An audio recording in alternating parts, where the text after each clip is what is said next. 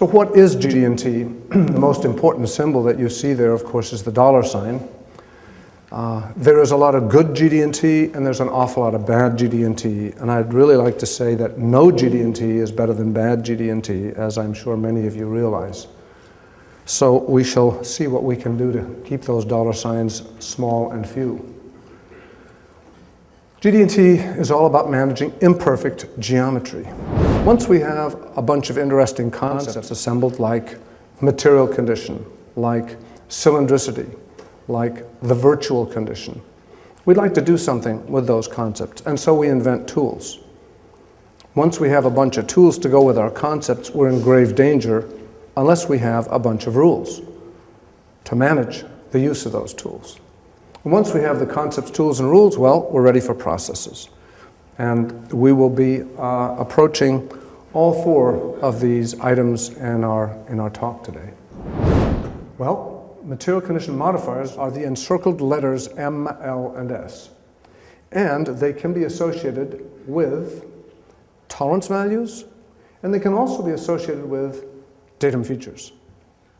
And there's much, much confusion as to their impact in these two different cases. In every case, we generally like to talk about a bonus, a tolerance bonus. And we're not too sure what we mean by that bonus. So let's find out. When associated with a tolerance value, material condition modifiers actually impact the size of a tolerance zone. The M permits the tolerance zone to expand by as much as 1 millimeter as the bore departs from maximum toward least material condition. Namely, if the bore under consideration, namely this little character here, if that character is at its maximum material condition, which would be 11.5 millimeters in diameter, the tolerance on its location would be 0.5 millimeter.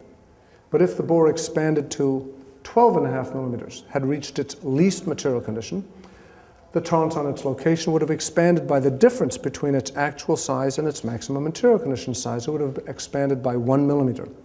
And so the tolerance on its location would be 1.5 millimeters. Clearly, a tolerance, a material condition modifier associated with a tolerance value has an impact on tolerance zone size. Let's move on. Requirements of this kind could never be dealt with adequately with open setup inspection. Something that was very prevalent until 10 years ago and is continuing to be used, as you know, today. But we can only deal with these requirements with the help of coordinate metrology. So it's quite amazing that this language was actually invented in 1940 at a time when one could only dream of such equipment, and here it is. Here is a lot of very important information that can be extracted from this matrix to aid in the design process and surely in manufacturing and inspection. And this is what your answer sheet looks like. The process that I've just gone through verbally is all recorded right here. So you have all that information standing by for you. Okay, I guess we're ready for concluding remarks. First of all, I believe it should be clear that GD&T is absolutely essential for any meaningful coordinate metrology. All metrology not based on GD&T is literally has to be pure invention on the part of the inspector. Secondly, no doubt this is a complex topic. So sorry. It is also only sporadically used by most people.